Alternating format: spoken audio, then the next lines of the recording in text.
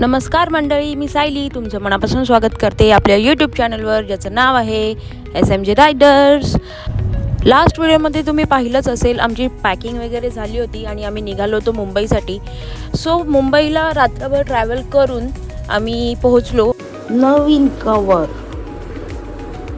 माझा फोन 14 आहे का?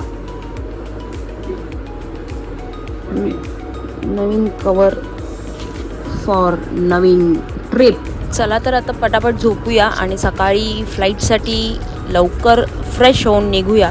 आमची सकाळी 10:50ची फ्लाईट आहे. सो आम्हाला ॲटलिस्ट 1 आवर तरी लवकर तिथे पोहोचावं लागेल. सो तयारी झालेली आहे, आम्ही निघालो आता फ्लाईटसाठी. फायनली निघालो आहोत.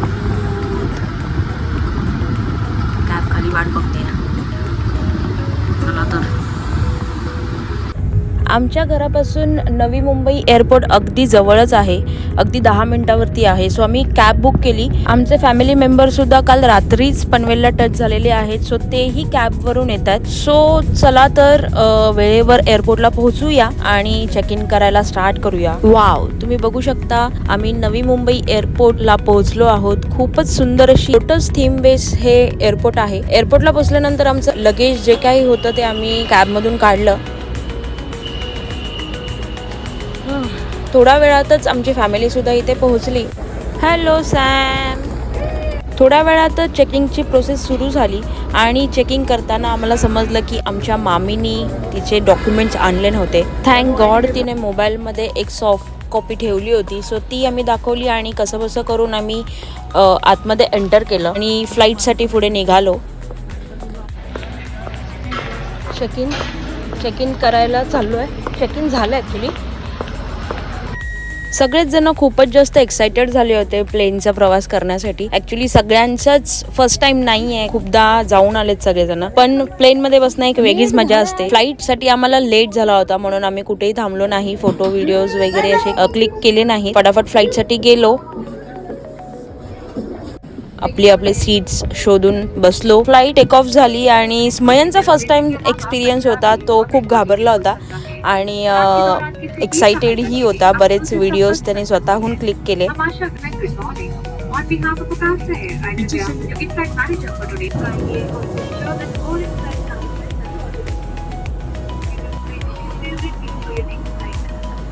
कसं वाटतंय?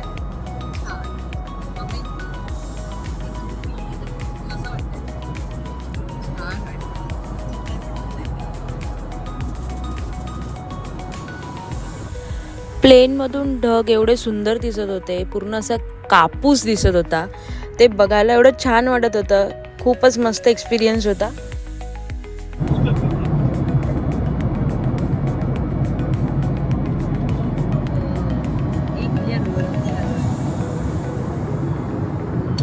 किती सुंदर आकाश दिसत आहेत.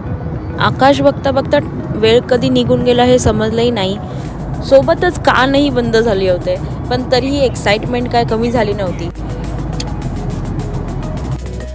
चला तर फायनली आम्ही दिल्लीला पोहोचलो आहोत. आता आमच्या बॅग्स कलेक्ट करतो आणि इथून निघतो. बॅग्स कलेक्ट झालेले आहेत. आता आमचा इथून पुढचा प्रवास जो असणार आहे तो टेम्पो ट्रॅव्हलरनी असणार आहे, पण त्या लोकेशनला पोहोचण्यासाठी आम्हाला ओलानी किंवा मेट्रोनी दिल्ली एअरपोर्ट पासून जावं लागेल. सो मेट्रो तर पॉसिबल नाही आहे, कारण एवढं लगेज घेऊन मेट्रोनी प्रवास करणं पॉसिबल होणार नाही. सो दिल्ली एअरपोर्ट पासून आम्ही ओला बुक केली. ओलानी आम्ही ठरलेल्या लोकेशनला आता निघालोय. सगळ्यांनाच खूप भूक लागली होती, सो आमच्याकडे जो काही खाऊ होता तो काढला आणि दिल्लीचे रोड्स वगैरे बघत थोडं खाल्लं आणि गप्पा गोष्टी करत पुढे निघालो.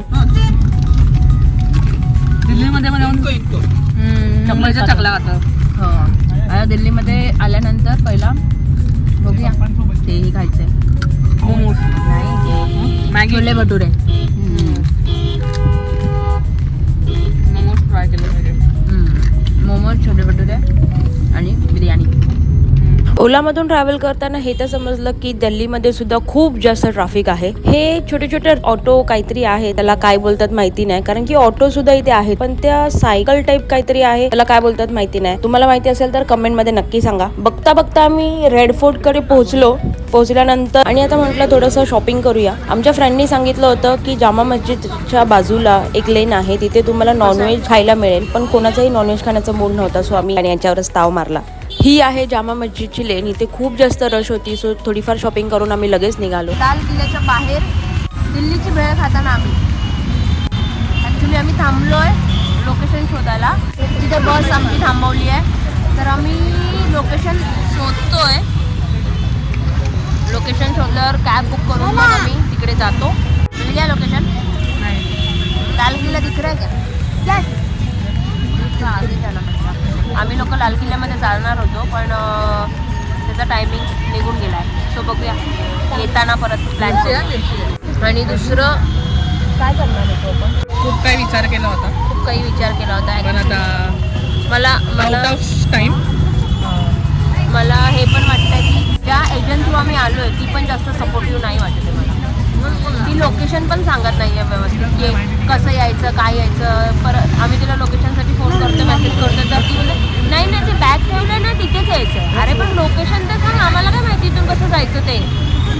त्याच्यामुळे आमच्यावरती आज अशी परिस्थिती आली की वाट बघा. विचार करून यावे. येस, नेक्स्ट टाईम विचार करून या. रेप्युटेटेड कंपनी बरोबर या. थोडासा खर्च जास्त झाला तरी चालेल. येस, ते लोक सगळं अरेंज करतात. बघूया आता पुढची जर्नी कशी होते. आता पहिलाच दिवस असा आहे, पुढचा दिवस कसे जाणारच काय माहिती नाही.